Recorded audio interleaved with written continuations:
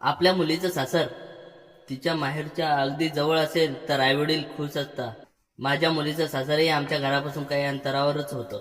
माझी मुलगी माझ्या जवळच असेल या विचाराने आधी मी फार खुश होते, पण हळूहळू माझा आनंद दुःखात बदलू लागला.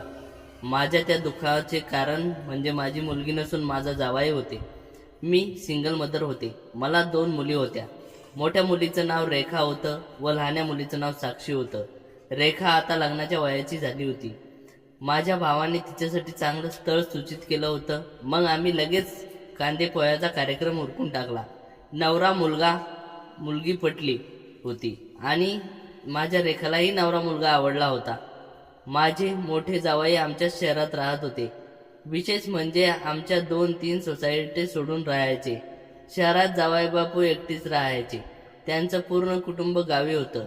जावयाची नोकरी शहरात असल्यामुळे ते एकटेच राहायचे. त्यांचा शहरातील फ्लॅट स्वतःचा होता. गावी त्यांचं घर होतं. जावई दिसायला चांगले होते. माझ्या रेखासाठी मला खूप चांगलं स्थळ मिळालं होतं. माझी रेखा आता LLBच्या शेवटच्या वर्षात शिकत होती. तिचं शिक्षण पूर्ण झाल्यानंतर लग्न करायचं ठरवलं होतं. पण नातं अजून घट्ट व्हावं, मुलांना एकमेकांशी संवाद साधता यावा करता आम्ही दोन्ही परिवारांनी ठरवलं की साखरपुडा करून घ्यावा.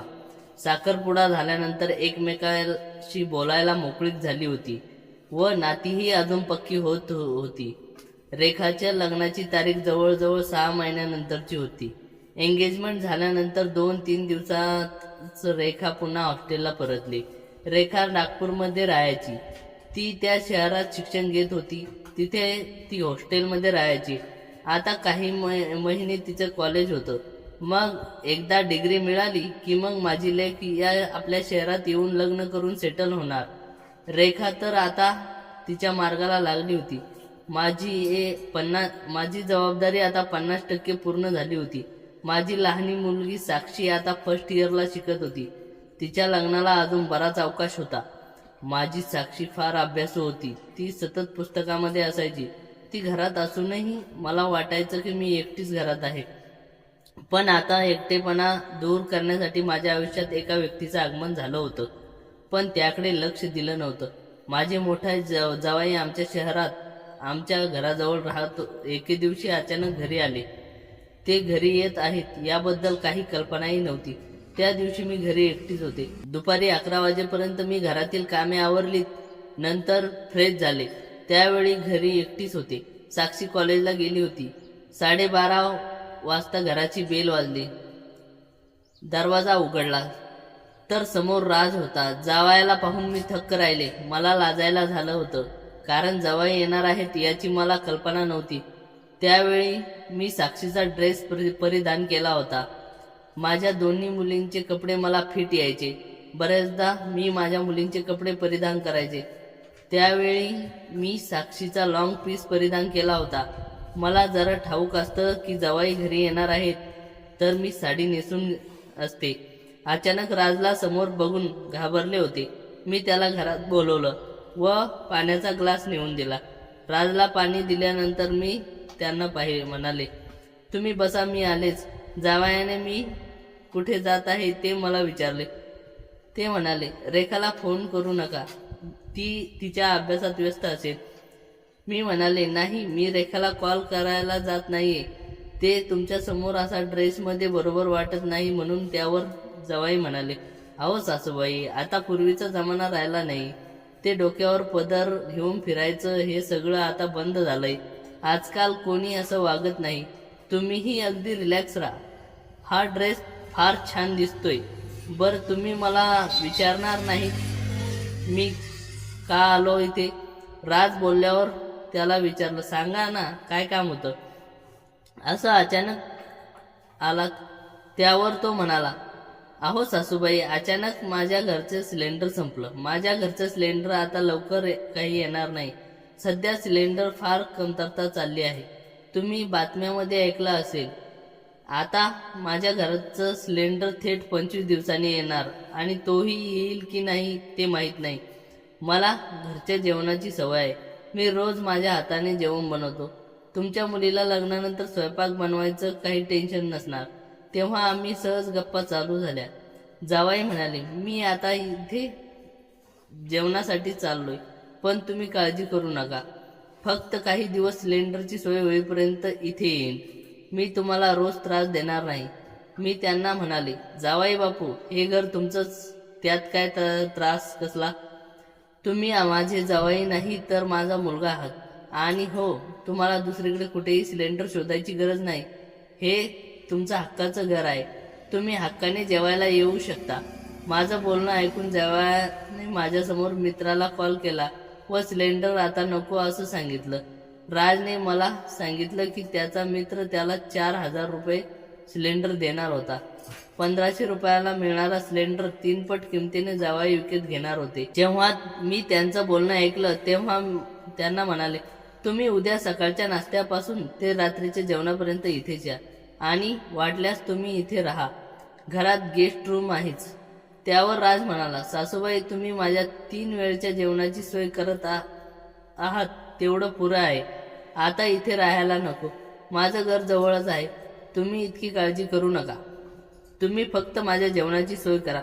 मी मोठ्या आग्रहाने जावयाला आमच्या घरी जेवणासाठी बोलवलं, परंतु रोज घरी येण्याचे परिणाम माझ्या घरावर, विशेषतः माझ्यावर होत होते हे मला ठाऊक नव्हतं. जावई त्या दिवसापासून रोजच घरी येऊ लागले. ती हक्काची सासूरवाडी होती. सुरुवातीला काही दिवस मलाही जावयाचं घरी येणं वेगळं वाटलं नाही. मी खुश होते, कारण मला समजदार जावई मिळाला होता. माझ्या डोक्यात एकच विचार होता की जावई आता घरी येत आहे तर त्यांचा स्वभाव ओळखू शकते. माझी रेखा जरा चिडकी होती, पण जावई मला हळवे वाटले. ते रेखाला सांभाळून घेतील हे मी समजले होते. पण त्यांना लग्नाआधी मला जावयाला असा अनुभव येणार होता ज्याची मला कल्पनाही नव्हती. आता कधी कधी जावई माझ्यासोबत किचनमध्ये असायचे. जेवत असताना साक्षी तिच्या जिजूंशी जास्त बोलायची नाही. ती फार साधी होती. तिचं मन सतत अभ्यासात असायचं. मी तिला बऱ्याचदा म्हणाले होते, पुस्तकाच्या बाहेरही जग आहे. फक्त पुस्तकापुरती मर्यादित राहू नकोस. मी माझ्या मुलीला सुट्टर दिली होती, परंतु ती अजिबात इतर मुलीप्रमाणे मजामस्ती करायची नाही. घर आणि कॉलेज एवढंच साक्षीचं विश्व होतं. एके दिवशी ती जेवणाच्या वेळी डायनिंग टेबलवर नव्हती. मी व जावई आम्ही दोघेजण जेवायला बसलो. तेव्हा राजने मला विचारलं, सासूबाई, साक्षी अशी का वागते? तिला मी आवडत नाही का? मी त्यांना म्हणाले, तसं नाहीये. ती घरात माझ्याशी जास्त बोलत नाही. बऱ्याचदा घरात साक्षी असून मला एकटं वाटतं. त्यावर ते म्हणाले, तुम्हाला आता एकटं वाटणार नाही, कारण आता मी तुमच्या आयुष्यात आलोय. तुमचा जावई नेहमी तुमच्या सोबत आहे. तो पुढे म्हणाला, सासूबाई, तुम्ही उद्यापासून माझ्या सोसायटीमध्ये या. आमच्या सोसायटीत तुमच्या वयाच्या महिला योगा करतात. रोज गार्डनमध्ये एकमेकींना भेटतात. तुम्हीही तो ग्रुप जॉईन करून फार बरं वाटेल. आता मी ज्या सोसायटीत राहत होतो ती फार छोटी सोसायटी होती, पण जावयाला फ्लॅट मोठी सोसायटी होता. त्यांच्या सोसायटीमध्ये स्विमिंग पूल, मोठं गार्डन, सगळं काही होतं. त्यांनी आग्रह केल्यामुळे मी दुसऱ्या दिवशी त्यांच्या सोसायटीत गेले आणि तिथून एका नव्या नात्याची सुरुवात झाली. त्या दिवशी मी त्यांच्या सोसायटी गार्डनमध्ये गेले. राज त्या बायकांशी माझी ओळख करून देण्यासाठी आला. त्याने त्या ग्रुपमध्ये एका लेडीजशी माझी ओळख करून दिली व तो तिथून निघून गेला. त्याचं काहीतरी काम होतं. जाताना तो म्हणाला, घरी जायला निघालात तर मला कॉल करा, म्हणजे मी तुम्हाला सोडायला येईल. राज तिथून निघाला. तसं पाहिलं का, काही महिला त्याच्याकडे एकटक बघत होत्या. त्या जवळजवळ माझ्याच वयाच्या असतील आणि तरीही त्या राजकडे पाहत होत्या.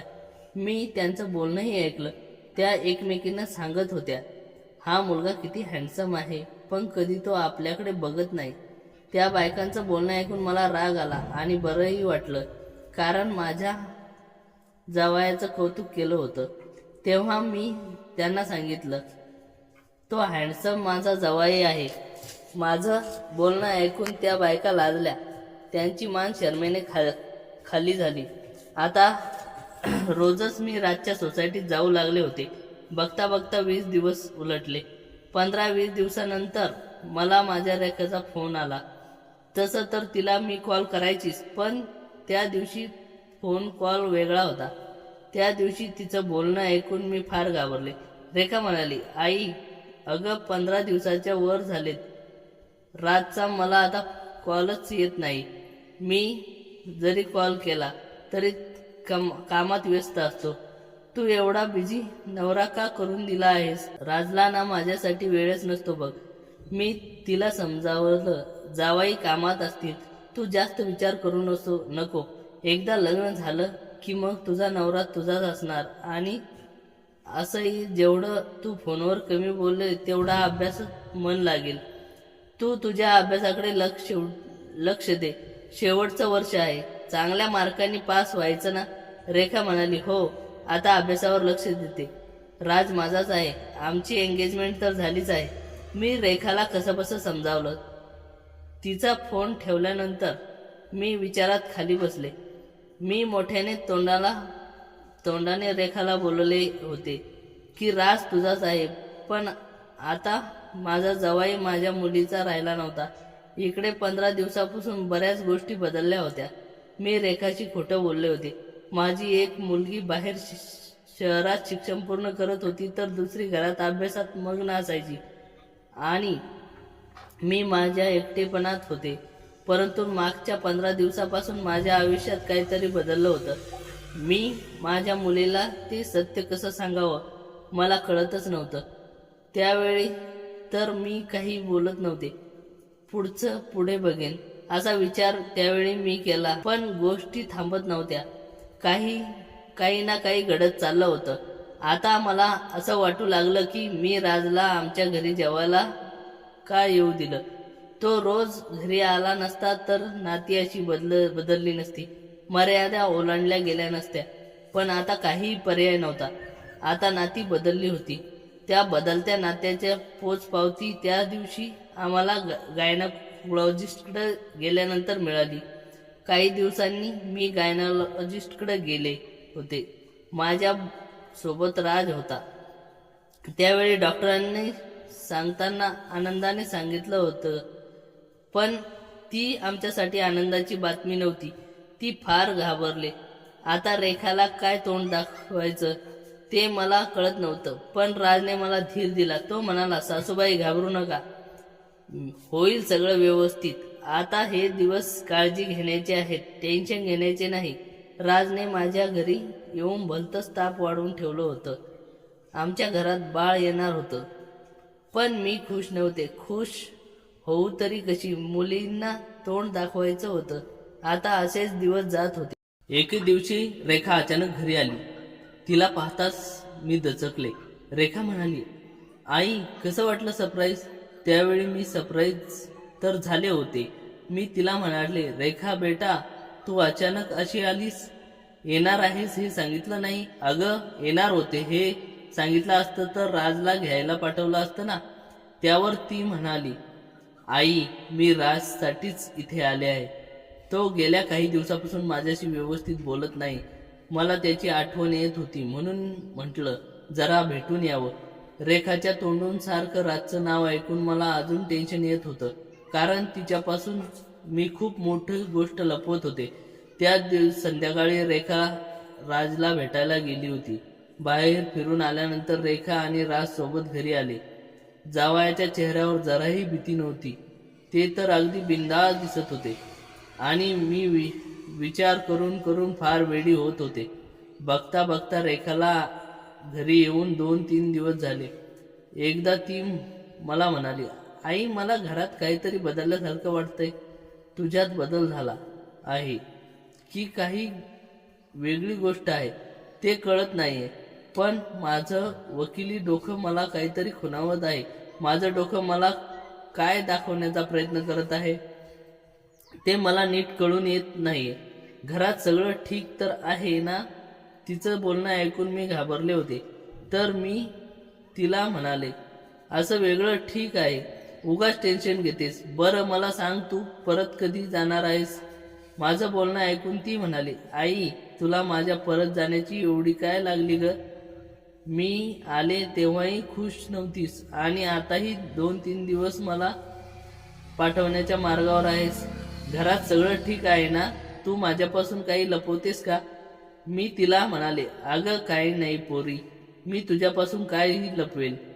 आजपर्यंत काही लपवलं आहे का जे आता लपवेल? तर मला रेखाची खोटं बोलायला फार भीती वाटते, पण माझ्याकडे त्याच्या पलीकडे काही पर्याय नव्हता. रेखा परत कधी जाणार आहे हेही मला नीट सांगता येत नव्हतं. पुढे 2-3 दिवस रेखा रात्री माझ्या खोलीत येऊन मला म्हणाली, आई तू राजशी जरा कमी बोलत जा, तो तुझा होणारा जावई आहे, तुम्ही काही मित्र नाहीत, तू त्याच्याशी असं हसून बोलतेस ते बरं दिसत नाही. उद्या जर माझ्या सासरच्या मंडळींनी हे पाहिलं तर ते काय विचार करतील? ते गावाकडतील लोक आहेत. मी तिला म्हणाले, अगं राज मोकळ्या स्वभावाचा आहे, तू उगाच जास्त विचार करतेस. तेव्हा ती माझ्यावर ओरडली, म्हणाली, आई तू त्याच्याशी नको बोलत जाऊस, मला नाही आवडत. रेखाची बोलणी ऐकून मला असं वाटलं की जणू काहीतरी संशय आला आहे. मी तेव्हा फार घाबरले होते. दुसऱ्या दिवशी मी जावयाशी बोलायचं ठरवलं. दुपारी रेखा साक्षी घरी नव्हत्या, तेव्हा मी राज घरी होतो. मी त्याला म्हणले, राज अजून किती दिवस रेखापासून या सगळ्या गोष्टी लपवायच्या आहेत? आता तर फार भीती वाटते. ती माझ्यावर संशय घेऊ लागली. तिचा संशय खरा ठरला आणि ती सगळ्या गोष्टी कळल्या तर काय होईल? असंही आज ना उद्या सगळ्यांना काही माहीत होणार आहे. तू रेखाला कसा फेस करणार आहेस या गोष्टीचा तू विचार केला आहेस का? तेव्हा मी बोलत होते. तोच राजने मला समजावण्यासाठी माझ्या हातावर हात ठेवला. तो माझ्याशी काही बोलणार तोच घराचा दरवाजा उघडला आणि रेखा आत आली. आत येताच ती मला पाहून जोरात टाळी वाजवू लागली. म्हणाली, आई तुझ्याकडून ही अपेक्षा नव्हती. इथे आल्यापासून मला काहीतरी संशय येतच होता, पण आता माझ्या घरच्या लोकांविरुद्ध कधी वकिली करायची नव्हती, पण तुम्ही मला भाग पाडलं. जावयाची एवढी मैत्री, कोण एवढं हसून खेळून जावयाशी बोलतं? मी तिला म्हणाले, रेखा बेटा तुझा विचार करते आहे तसं काही नाहीये. तेव्हा तिने तिच्या बॅगेतून एक फाईल काढली व मला दाखवली. रेखा म्हणाली, आई तसं काही नाहीये. मग ही फाईल आपल्या घरात काय करते आहे?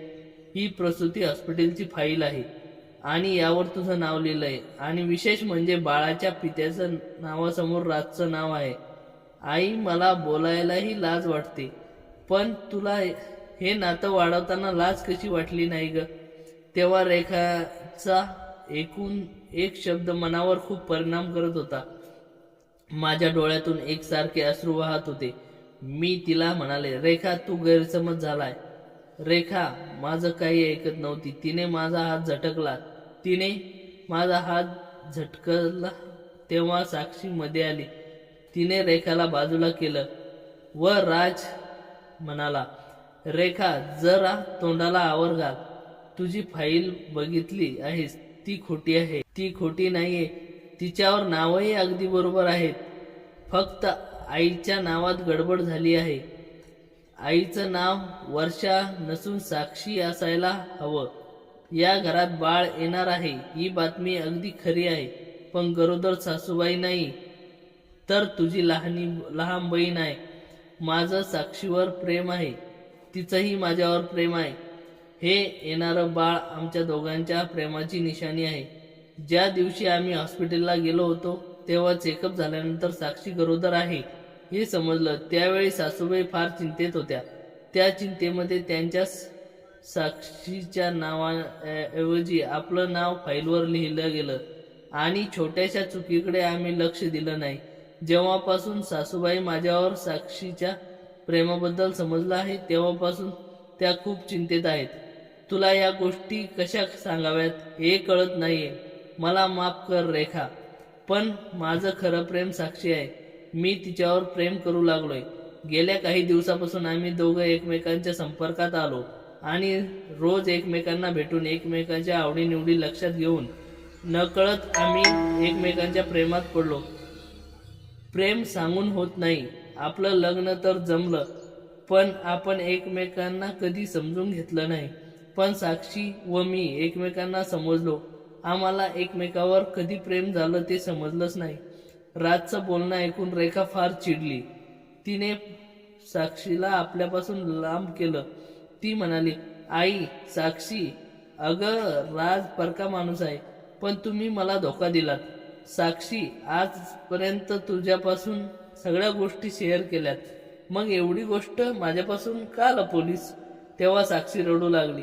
ती म्हणाली, ताई, मला माफ कर. मी घाबरत होते. मी तुला आमच्या नात्याबद्दल सांगावं ते मला कळत नव्हतं. मला माफ कर ताई. सत्यता समोर आल्यानंतर रेखा मला बिलगून खूप रडली. ती म्हणाली, आई, मला माफ कर. मी तुझ्यावर संशय घेतला. तिची मानसिकता त्यावेळी काय असेल हे मी समजत होते. मी तिला म्हणाले, बाळा, माझा तुझ्यावर राग नाहीये, उलट तूच मला माफ कर. त्यावर रेखा म्हणाली, आई, मला राज व साक्षीचं प्रेम मान्य आहे. रेखाने तिच्या हातातील रिंग काढून राजच्या हातात ठेवली. त्यावेळी तिने राजला साक्षीच्या हातात रिंग घालायला सांगितली. ती म्हणाली, राज, तू अगदी बरोबर बोललास.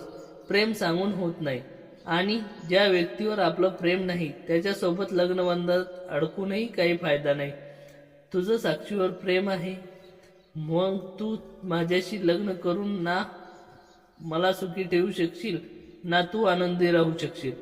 कदाचित देवालाही हे नातं मान्य असेल. पण तिच्या त्या शेवटच्या वाक्यावर सगळे हसू लागले. रेखा म्हणाली, आई, चल, आपल्याला साक्षीच्या लग्नाची तयारी करायची आहे.